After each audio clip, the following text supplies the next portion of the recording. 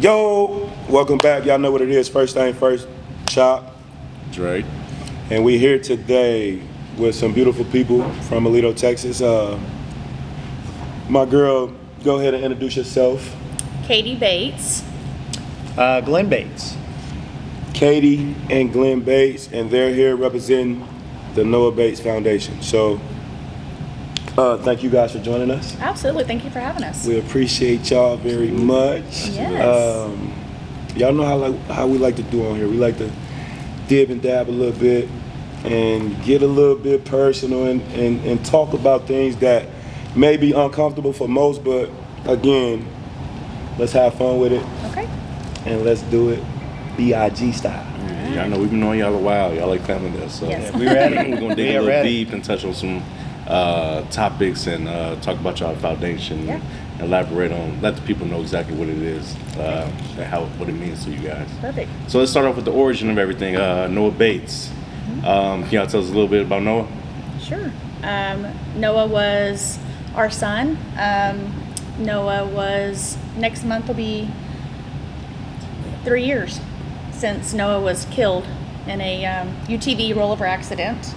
Noah was what we called our wild ass Indian. He was all boy. As you guys got to meet him, Yes. as y'all coached him in basketball, I know that y'all got to see a side of him that every person I wish in this whole world could have got to see. You know, y'all got to see a side of him. But yeah, Noah was our baby. Yeah, he definitely, Noah was always the brightest light in every room, man. He was just full of life, full of energy. He loved people. He had like a magnetic attraction to anybody that might have been special needs. If there was a special needs person within a block, that's where you're going to find Noah camped right there. He just loved people. He loved to help. And we miss him dearly. Yes, most definitely. No, Noah was definitely a great kid. Like that was my guy. He was the first kid for Body by Chop Ballers. He was the first kid to actually try it out.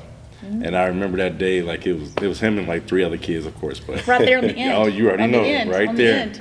And Noah was he was so hyped, and I was like, "No, you gotta turn." He was like, and instantly just locked in. And man, that's one of my favorite stories about Noah. Besides when he came to the game, Right. The very last, y'all know the game Yeah. he came to, and he was just chilling with us, and he. Can I warm up? He's like, no, you can't. It's against the rules. And Yeah, he's like, I don't want to play basketball anymore. And I want to focus on baseball. And I'm like, you're gonna miss out on that. But you're at an age, if you want to make the decision, make the decision. And then we went to the game, watch his friends, and he was over there, and I was like, no, you cannot ask to play. Yeah. He most definitely stayed close to us. So Absolutely. that little guy there, I will say, was a great kid. He was a great kid. Yeah. Miss him to death for damn sure. And yeah, man, RL, my boy Noah, man. RL, my boy Noah. Rest in love. So you guys started a foundation after him. Do you guys want to talk about that and dates or what's going on with that? Yeah, so Noah was killed, as my wife spoke earlier, on May 15th of 2022. And 3 days after his passing, I was kind of sitting on the back porch with our friend Jen, and she does nonprofits. She handles nonprofits for the government as a contractor, and so she's very tied into that realm. And I told her I wanted to start a nonprofit to honor Noah, keep his memory alive, always keep people talking about him. You know, I don't want him to be forgotten. Absolutely. And she said, well, there's 2 ways to go about this. You can just kind of stand up a nonprofit and do it as a pass-through, or you can stand up a nonprofit and relive the most challenging day of your life, every day of your life going forward. So, you know, being the hammerhead that I am, I chose option 2. Yes. We're gonna take the hard path. And so in November of 22, we officially became a 501c3 organization. And then we really kind of just was preparing for the launch, and in July of 23 is when we kind of launched that with our first event, our first fundraising event. And the foundation has grown immensely. You know, we're about educating and just raising the awareness about how important it is to educate your kids on the use of these vehicles. You know, honestly, these vehicles are like guns. Guns never kill anybody. It's the guy, you know, the guy holding the gun. Correct. You know, and these vehicles never kill anybody if the people on them are educated properly and trained and understand what they're doing. And so many parents are passive on that. You know, they just buy the biggest machine and turn a little kid loose on it, and they're not equipped to handle that much power, and it gets away from them because. And tell us how old Noah was when this happened. Noah was 11 years, 6 months, and 28 days old when he died. As far as driving a vehicle, would you say every kid on there was equipped the right way, or would you think or say they could have had a little bit more as far as equipment and safety? Like, what would you say about that? Well, my opinion on that is Noah was a good driver. We had a UTV. But just he was only 11. Right. You know, so. But he was a good driver, and we let him drive. But you know, going back to what I just said about parents kind of being complacent with this, I was a complacent parent myself. I knew that Noah was clicking the seatbelt behind him and overriding it so he could go faster. I didn't set the greatest example when I would get in there with him. You know, I didn't buckle up. Do I think they were equipped? Yes. But if you leave a group of 11-year-olds unattended and unsupervised, they're going to be boys and they're going to make bad choices. You know, they are 11, their brains aren't fully developed, they don't know the risk that is before them. And I just think that, you know, had there been a little bit more, you know, supervision, that, you know, probably it'd have been a different outcome. And had I set a better example, maybe Noah just would have put his seatbelt on. You know, if he would have been wearing his seatbelt, he wouldn't have been ejected, and the vehicle would have rolled over on him. And can't stress the importance to that. You know, with parents is, you know, make sure you're encouraging these kids to buckle up. If it's a four-wheeler, one that you straddle, make sure you got a helmet. You know, it's super critical. That's the only protection you have. Yeah, so y'all hear it, man. Safety first. Especially when you're riding in vehicles like this, like you said, a UTV, a ATV, Golf whatever you want to, a golf cart, yeah, whatever. Make sure safety is first. Like, protect your kids. Protect your kids. Absolutely. Glenn, I want something you said stood out to me a little bit, and I just want to let you know, like, I understand, you know, you're the first example for your boy. You know what I mean? So I don't want you beating yourself up about that. You know what I mean? God works in mysterious ways. You know what I mean? Yeah. Whether it was that, it was him walking to the bus, or whatever the case may be. So I don't want you, you know, as a brother, I just don't want you like replaying that in your head, or you know what I mean, and stuff like that. Because I lost my brother at a young age also. So you know, in my mind, I would play loud. Maybe if I was there, it'd be different. Maybe whatever God's got planned, God gonna put you in a certain spot for a reason. You know what I mean? So hard to accept that. Absolutely. It's so hard. Absolutely. But at the end of the day, you know, from the very beginning, I was the one that was thought I should have protected him. I should have been able to protect him. He was my boy, and I couldn't. But you know, he's been the one to tell me, God, you know, Noah was supposed to be on that ranch that day. He was supposed to be with his friends that day. He was supposed to die that day. You know, and so it's so hard to accept that, but at the end of the day, it is. I mean, God has a plan for us all, and that's what unfortunately, it was given to us, but it's given to so many other parents too. So many other parents. We're not the only ones grieving and with the loss of a child. Absolutely. You know, so it's a club that no parent wants to be a part of. It's a club that no sibling wants to be a part of. It's a club that no grandparents want to be a part of. But unfortunately, we are. So. And like you said, God chose you. So, I mean, we might not ever know the reason. You know what I mean? And I know that when the day comes, I won't even care to know the reason because I'll be with Him. There you go. You know, it's I kind of looked at it, you know, to touch on what Katie had said. I kind of touched on or looked at it from the perspective that, you either believe what the Bible says or you don't. And it's clearly stated in the Bible that your lives are preordained. Absolutely. It said God knew you before you were born. He even knew the number of hairs on your head. And if all of that is true, and you believe what the Bible says about that, Noah was supposed to die that day on that ranch in that situation with those boys, right? And who am I to second guess God? Absolutely. It's not my place. It's hard, like I said, it's hard to accept, but like God put us in certain places for a reason. So, Yeah, you know, for sure. For sure. Well, like I said, y'all know y'all got community in us. Oh yeah, You know, for what I sure. mean, We y'all know got that. family in us and all that. So, and this foundation would never even be a thought if God didn't call His own angel home. So, Yes. you know, that's a blessing in disguise. You know what I Yeah. mean? Because y'all touching so many more lives, as many lives just as Noah has touched. Absolutely. So that's cool. That's Yes. cool. And Yes. that's what it is, y'all. We go take a little yin little break real quick. Noah Bates Foundation. First thing first, y'all know what it is. Out. Welcome back to First Things First with Chop and Dre. We are sitting here with the founders of the Noah Bates Foundation, and Katie and Glenn. Glad to have y'all. So let's talk a little more about the foundation. Okay. What were some challenges, y'all face running into forming this foundation? I think I will say, like, for me, the most challenging is just knowing, like what Glenn had said earlier, is when we first started this, we started doing events, you know, there was many people that showed up to events and was like, who is Noah? What, Right. you know, my company signed up and they sent me to come here to shoot in the clay shoot, or, you know, whatever that looks like. It goes back to we're having to relive the day. Absolutely. And that's what So there's so you've many got to people. relive it every time you do an event, every time you relive it. And you would think it becomes easier, but it doesn't.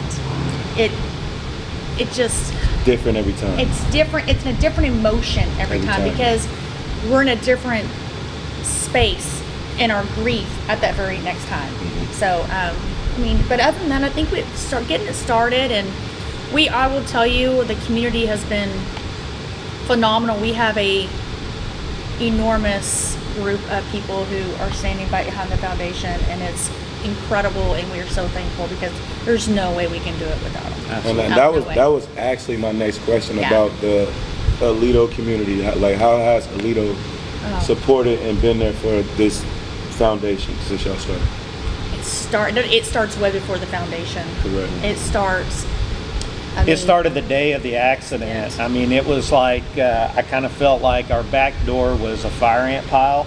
There was so many people pouring in and, you know, bringing food and supplies and just being there to love on us. And, you know, I would say that week there was never a day we didn't have more than 100 people at our house, you know, every day, all day. And it wasn't the same people showing up. I mean, the community really come out and stood up and supported us, and we are so incredibly thankful for the Yes. community and how they did that, and then our friends and our family that was there. You know, it's one of those things, you don't know where you get the strength, but somehow you get the strength. It's definitely a God thing for sure. Absolutely. So shout out Aledo. Oh yeah! Shout Shout out out. to Go everyone. Bearcats. Go Everyone. Go Bearcats. So Go good. Bearcats. So good. Shout out Aledo. So is Amazing. what kind of events are happening at this Noah Bates Foundation? I know more recently you guys have almost like a banquet kind of. Well, we've been doing a clay shoot. So we're next Friday will be our third annual clay shoot that we do, and it's our biggest fundraiser event that we do. Gotcha. And then we have we have teamed up with Texas Health Resource. Okay. They really like what we're doing, but you also can understand that they're a hospital who are seeing these injuries come in, and they see the need for this. You know, going back to starting the foundation, we talk about gun safety, we talk about swimming, we talk about we talk about all these different safeties, but we don't talk about the use of ATVs and UTVs, these off-road motor vehicles, Correct. who are bringing in not just children, but adults too. Absolutely. And it's like the number one, almost the number one reason why they're being brought in for trauma, and it has to do with head injuries, you know. So almost 3 weeks ago, we were invited from THR to speak at their National Trauma Conference. Wow. in front of like 500 people. Yeah.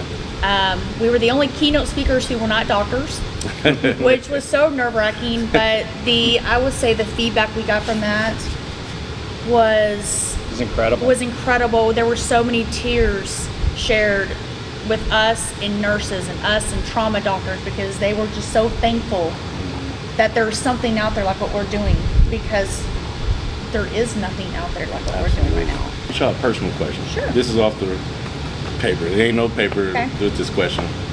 What do you guys think is Noah's legacy?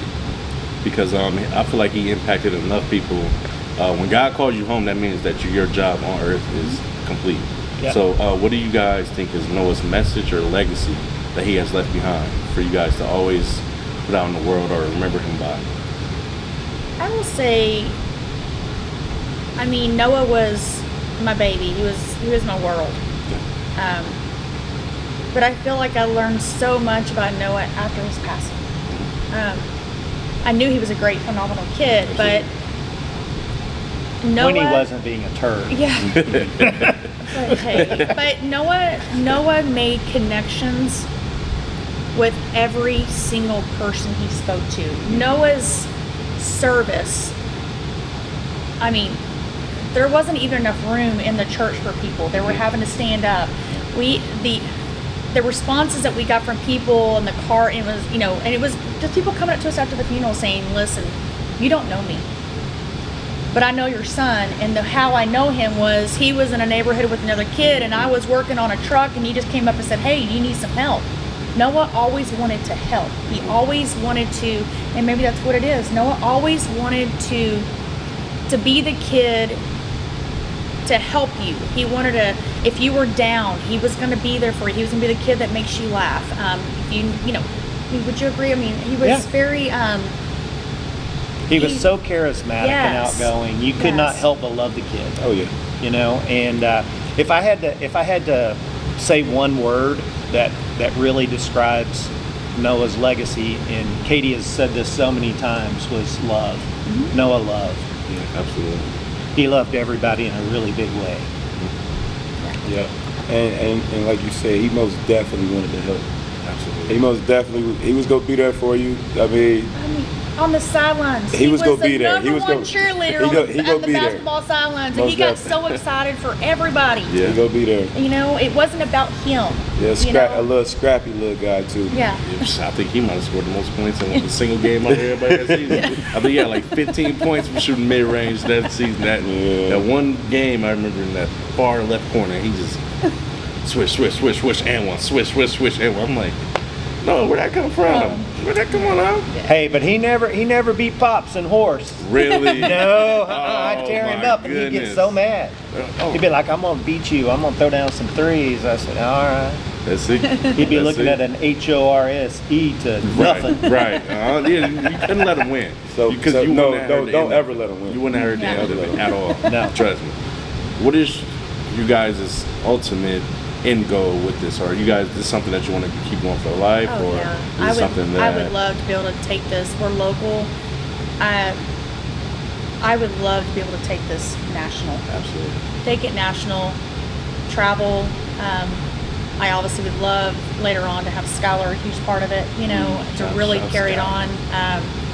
And I think she's at a point in her life where she's mature enough now to understand what we're doing, and she sees it. So, but I do want to. I want to get in front of. We want to get in front of everybody we can. I've said it. If I can save just one life by our story of Noah, then my job is complete. Absolutely. But I know I've already done that, and I'm like, okay, well then let's save 5 more. Let's right. just keep going. Let's Absolutely. don't give up. Yeah. Because I think it's addicting, needed. though. I think it's needed. Yeah. So yeah. Most definitely needed. So what you saying that testimonies, testimonies or stories from other people that Yes. has benefited from this foundation. Like, how has that been for you guys? It's been great. It's great and it's hard. Yeah, for sure. It's It's great and it's hard, like she said. So another component that we do with our foundation is we try to connect with other families that's lost a child in the same manner in which we did, because we've walked that journey out ahead of them. Correct. And we provide grief counseling services through our grief counselor. And she is a wonderful soul. Love her to death. No way we could be sitting here doing what we're doing today. I mean, without her help. Wouldn't be possible.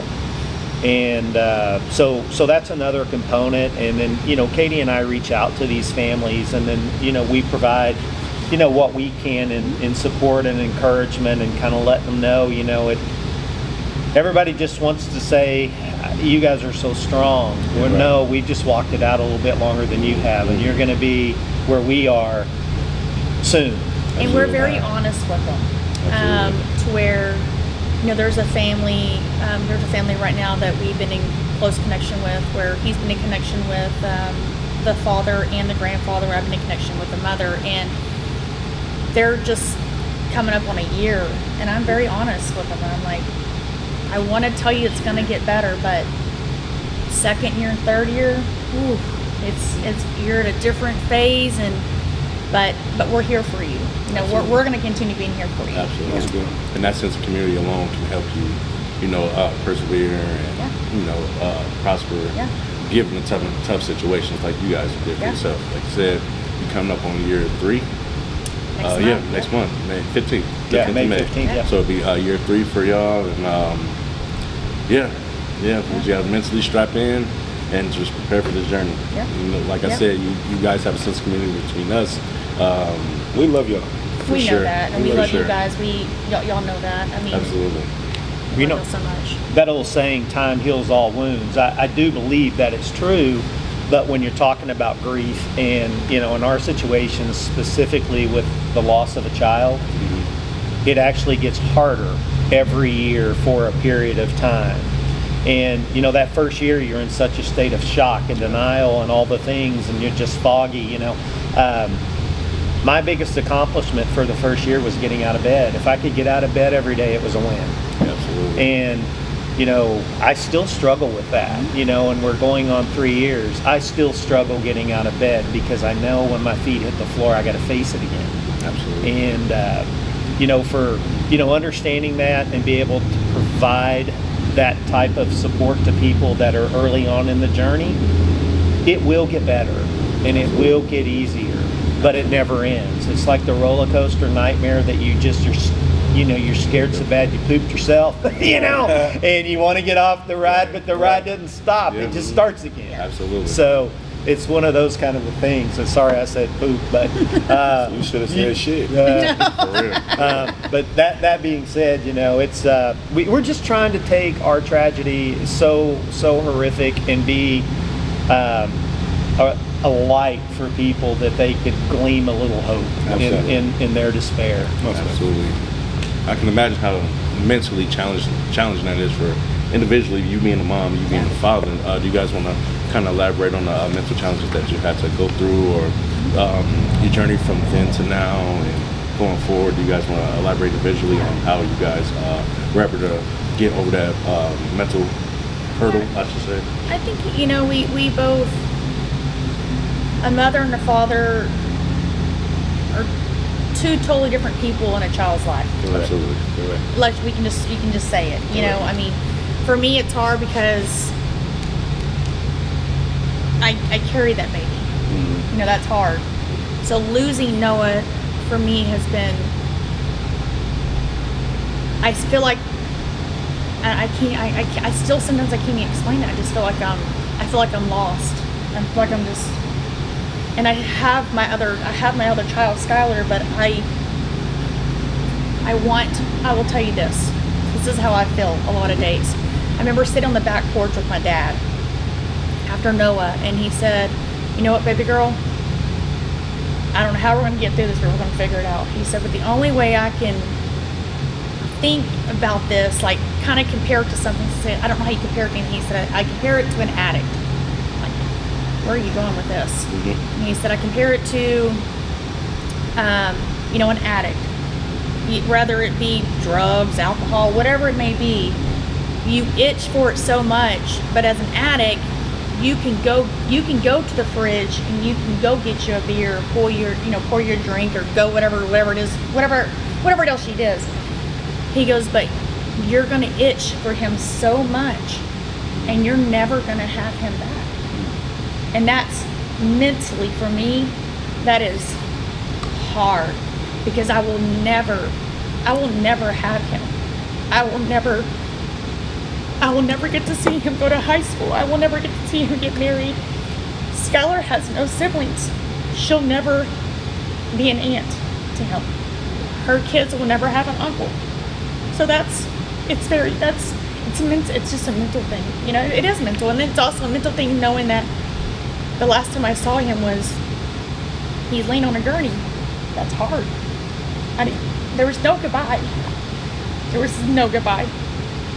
So, you know, but we do struggle with it differently, where he can, you know, and we allow each other space in our grieving, because we do grieve differently. A mother grieves differently than a father. You do. So.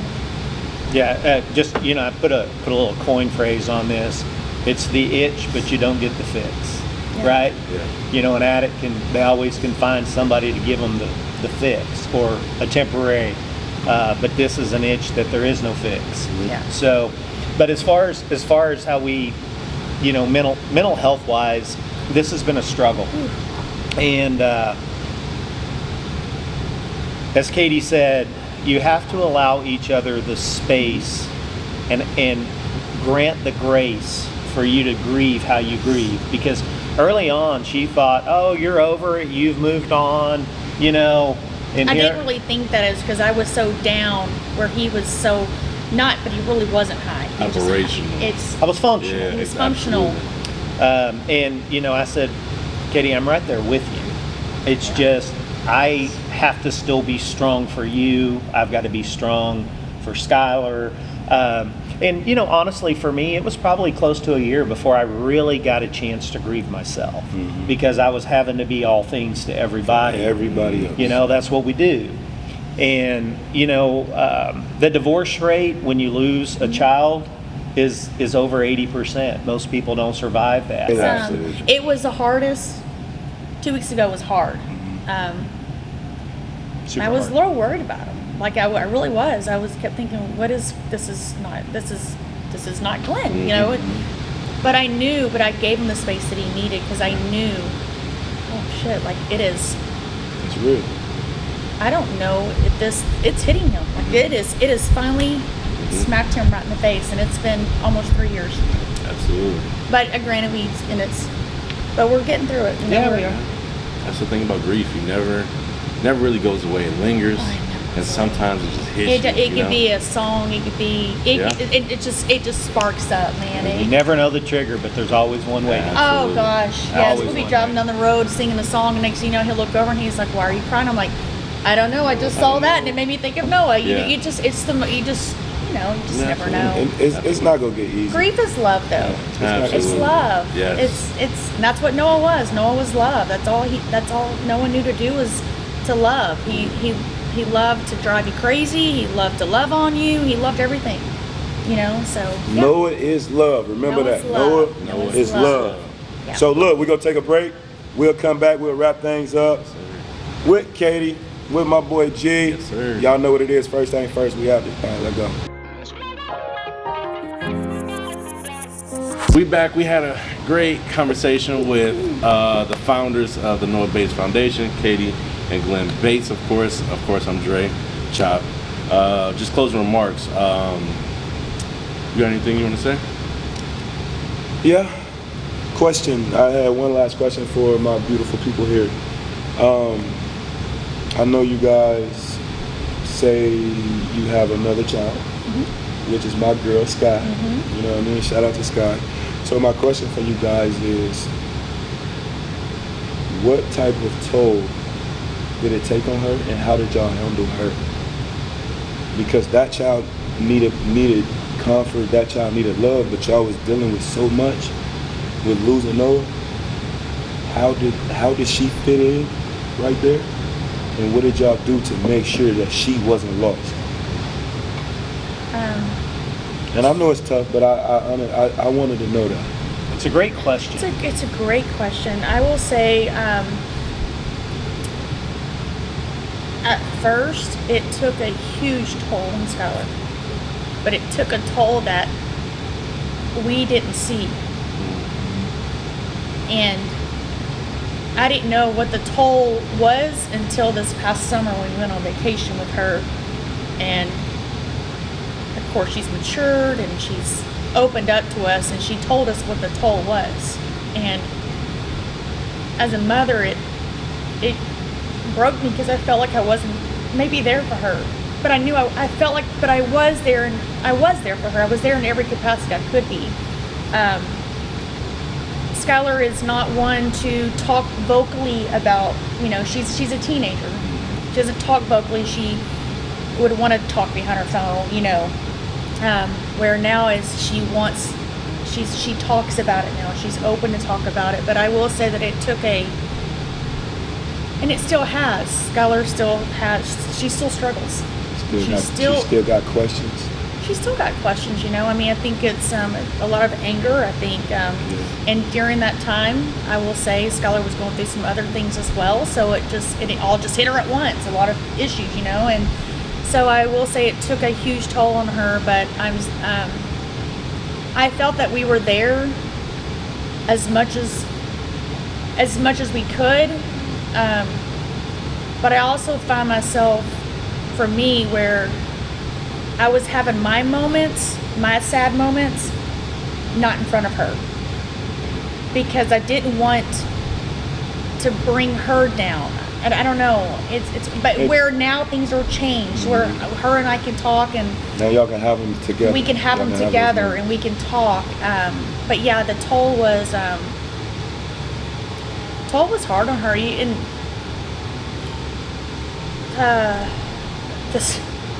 Noah's death shook up this whole community.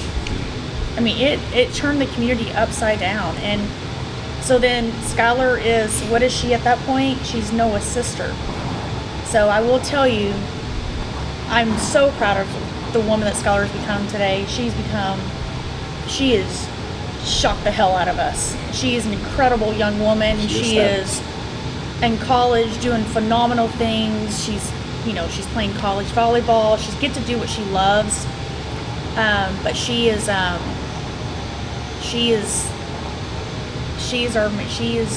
our number one focus. She's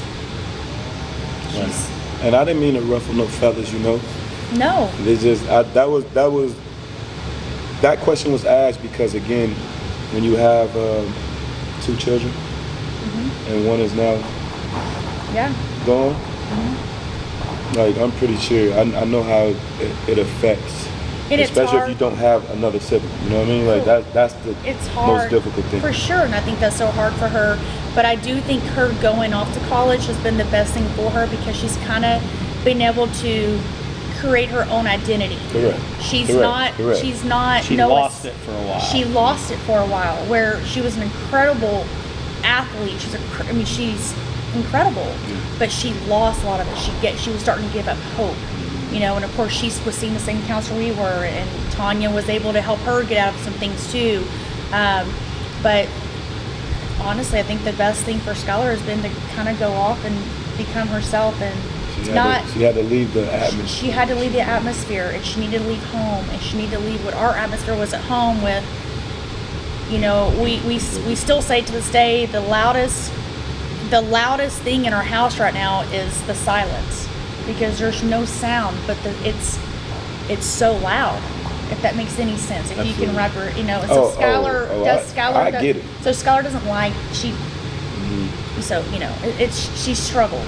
And she's still always going to struggle. But again, she's got a great support system at the school. She's got us. She's got friends and family, and I will say she is thriving, and we're so incredibly proud of her. Yeah, Skylar is such an introvert. Yes. She is, once you know her, you can't get her to shut up. Oh, yeah. But she's truly an introvert, and she carries her feelings very deep inside. And I think what we did for her was we always told her whenever you're ready, we're here for you. Yeah. And we gave her the space Yeah. to grieve in her way. But, and it took her a while to get there, but she has come full circle. She didn't want to talk about it. She was lost. She lost her identity. She was just Noah's brother, or I'm sorry, Noah's sister. And, but to Katie's point, her moving away and having to start adulting in college and start making some of your own choices. Right. And, you know, I told her when you left, girl, there's nothing I can do to get you out of hot water at this point. You're grown. You're a grown-ass woman. Yeah. And so you need to make choices that a grown-ass woman would make. Right. And she's embraced it. She's gotten a whole lot closer with Christ. She's leading a Bible study group up there. I mean, she's doing wonderful things. Shout out my girl. And she's turned into just an incredible young lady, and we're super, super proud of her. Nice. Hey man, we appreciate y'all. I appreciate this opportunity. Hey, we thank you. To shine light on the foundation. Before we leave, make sure to tell the people where to find y'all at. You can find us on Facebook, Noah Bates Memorial Foundation. You can find us on Instagram at NBMF32, or you can visit our website at nbmf32.org.